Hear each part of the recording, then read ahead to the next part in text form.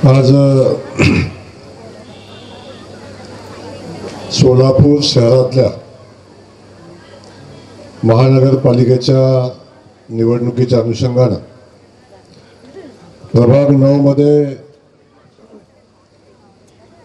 प्रभाग 9च्या उमेदवारांच्या प्रचाराच्या निमित्तानं होत असलेल्या या सभेसाठी उपस्थित असलेले सोलापूर शहरातल्या मध्य विधानसभा मतदारसंघाचे आमदार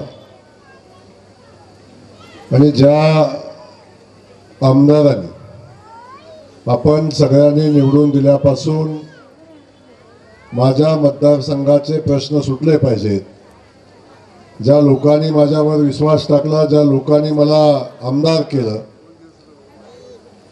त्या सगळ्या लोकांची सेवा, त्या सगळ्या लोकांचे प्रश्न सोडून करता आली पाहिजे अशा पद्धतीची भूमिका घेतली ते सन्माननीय देवेंद्रजी कोठे, या ठिकाणी उपस्थित असलेले सन्माननीय प्रवीणजी डोंगरे साहेब, सन्माननीय बजरंगजी कुलकर्णी, सन्माननीय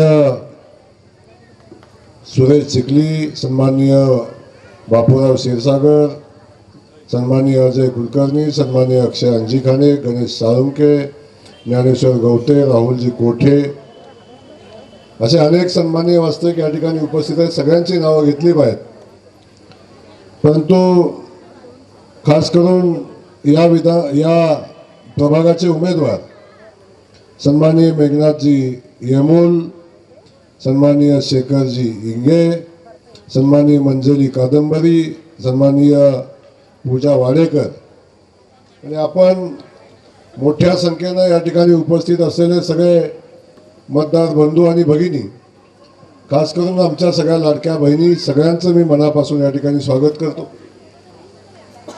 आणि आपल्या सगळ्यांचं स्वागत करत असताना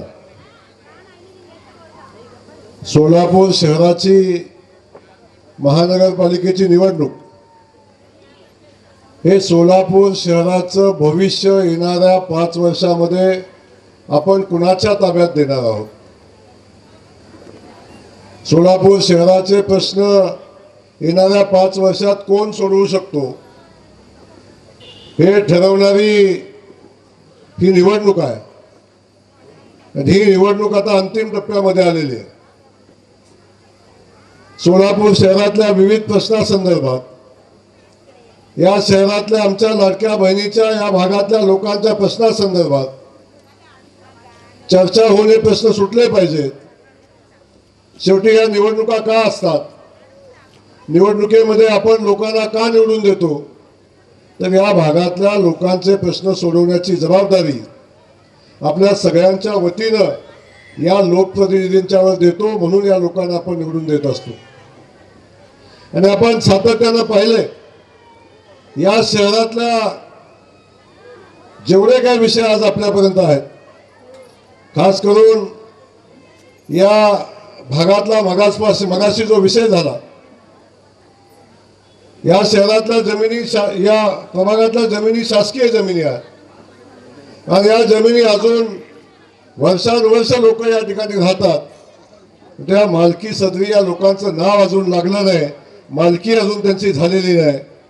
अशा लोकांचा प्रश्न गेल्या अनेक वर्षापासूनचा प्रलंबित असणारा हा विषय. तुम्हाला आठवत असेल, या भागात प्रत्येक निवडणुकीला कोणतरी आला असेल, विधानसभेला 2-2, 3-3 वेळा कोण या ठिकाणी आला असेल आणि या सगळ्यांनी हा प्रश्न सोडवू अशा पद्धतीची भूमिका मांडली असेल. परंतु आपल्या आमदार महोदयांनी सातत्याने या लोकांच्या प्रश्नासंदर्भात विधानसभेमध्ये भूमिका मांडली.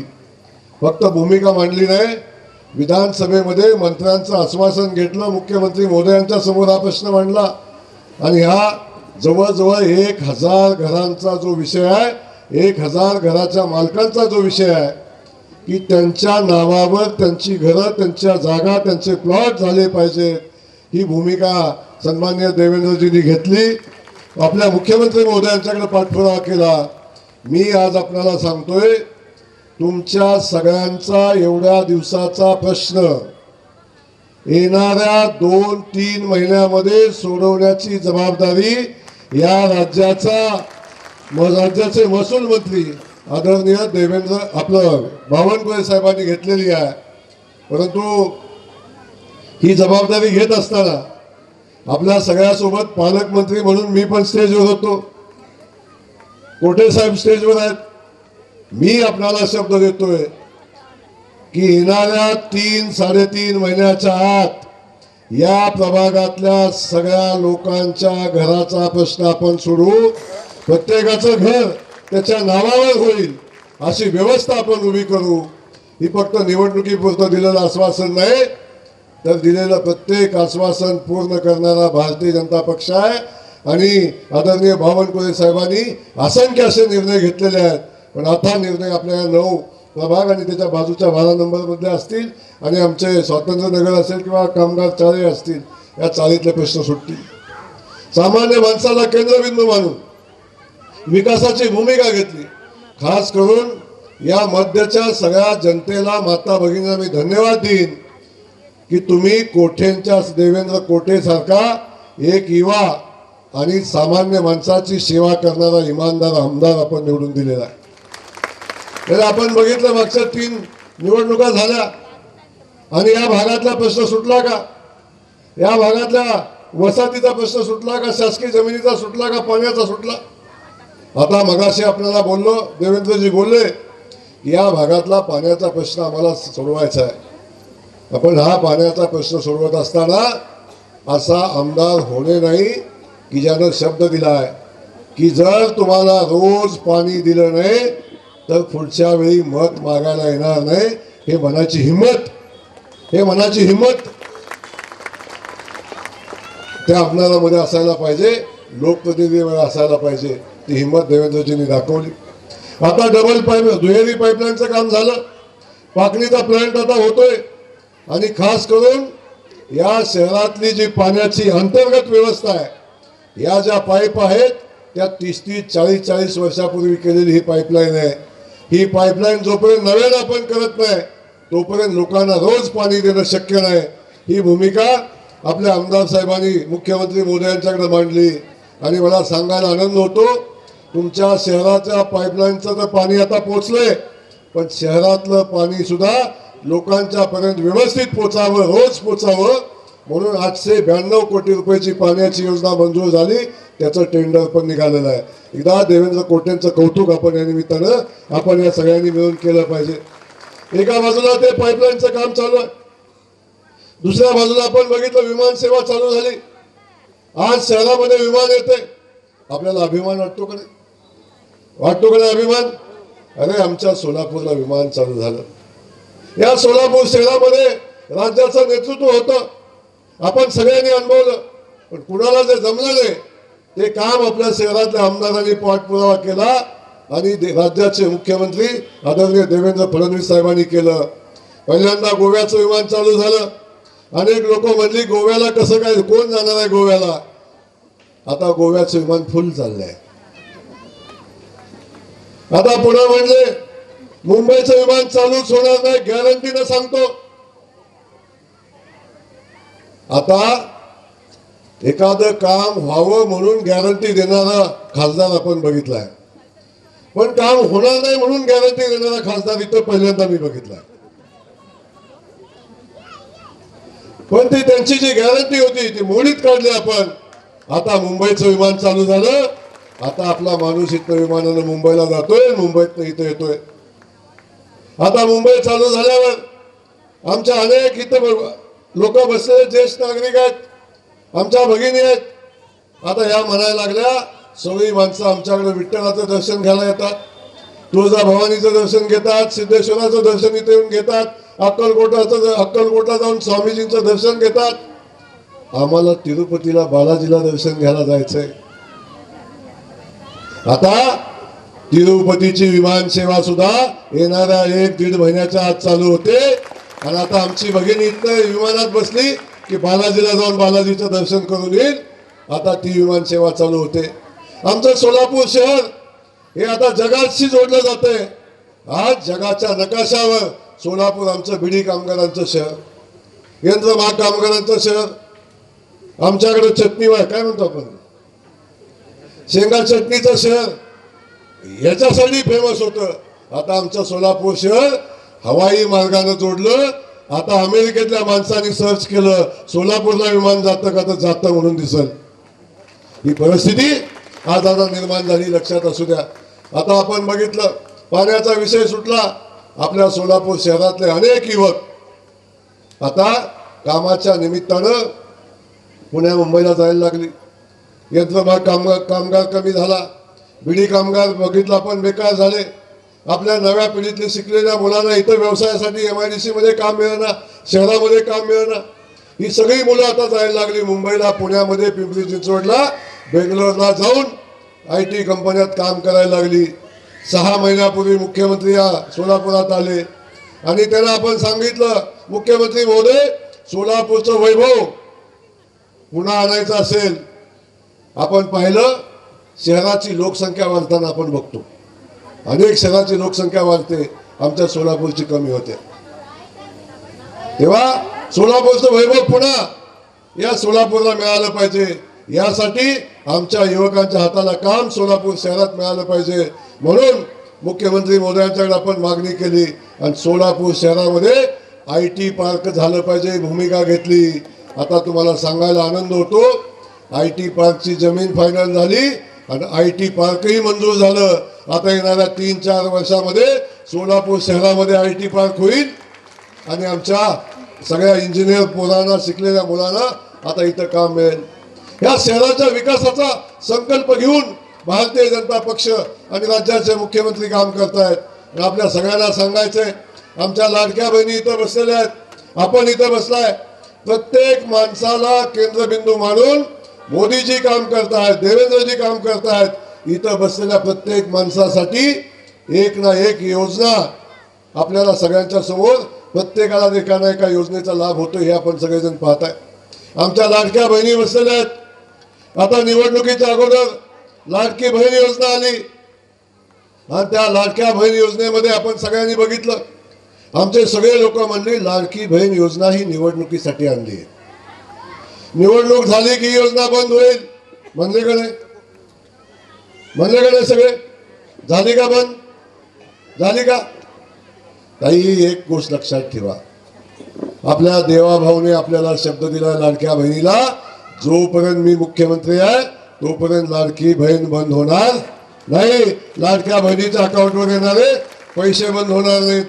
ताई आपण बघा, सक्का भाऊ आहे का नाही तुम्हाला? सक्का भाऊ वर्षातनं एकदाच जाता तुम्ही राखी बांधायला. किती वेळा जाता? एकदा जाता. सक्का भाऊ सुद्धा वर्षातनं एकदा राखी पौर्णिमेला 100 रुपये ताटात टाकताना सुद्धा बायकोकडे बघतो 3 वेळा.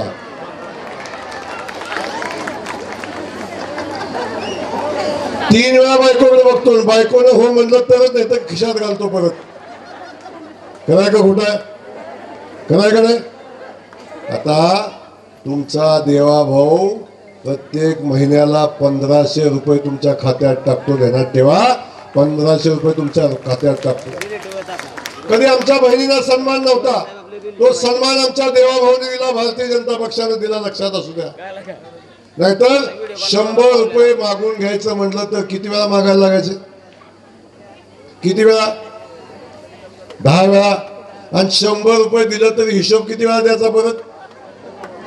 कुठं घातलं ग, कुठं गेलं ग, किती शिल्लक आहे ग, काय का नाही?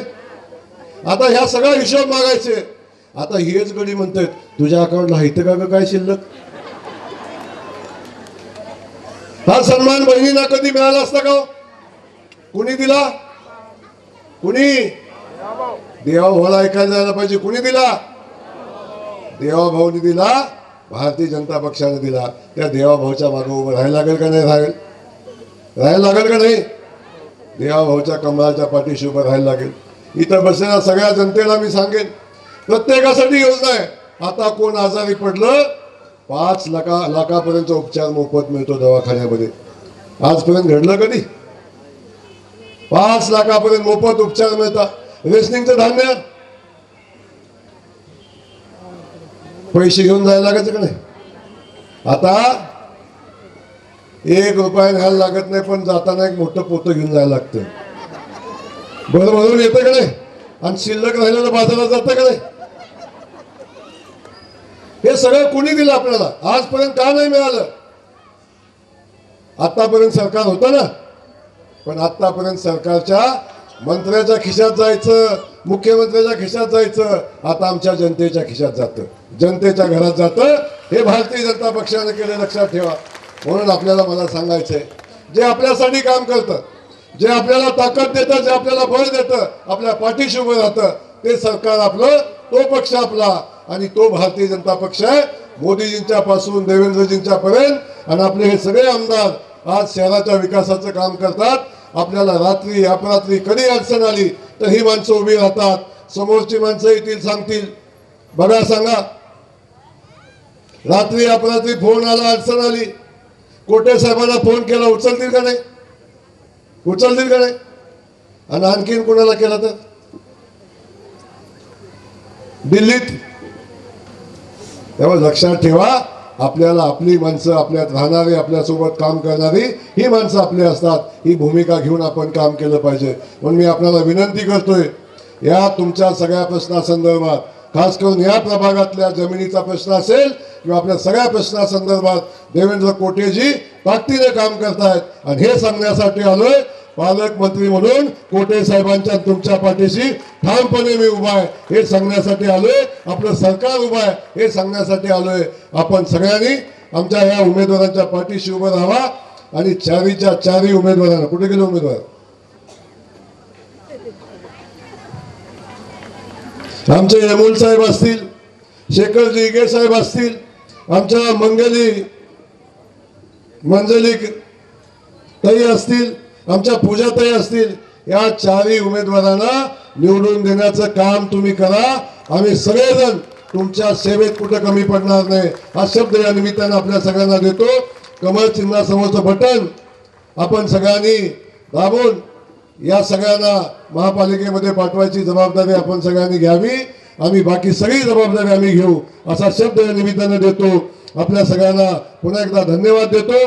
आणि आपल्याला विनंती करतो, ज्या मुख्यमंत्र्यांनी या शहरासाठी एवढं सगळं केलंय, हे सगळं उद्या IT पार्क करायचा संकल्प केलाय, ते मुख्यमंत्री उद्या सोलापूर शहरामध्ये 5 वर्षात भारतीय जनता पक्ष काय करेल हे सांगण्यासाठी येत आहेत. आपण त्या सभेला यावं एवढी विनंती करतो. थांबतो. जय हिंद, जय महाराष्ट्र.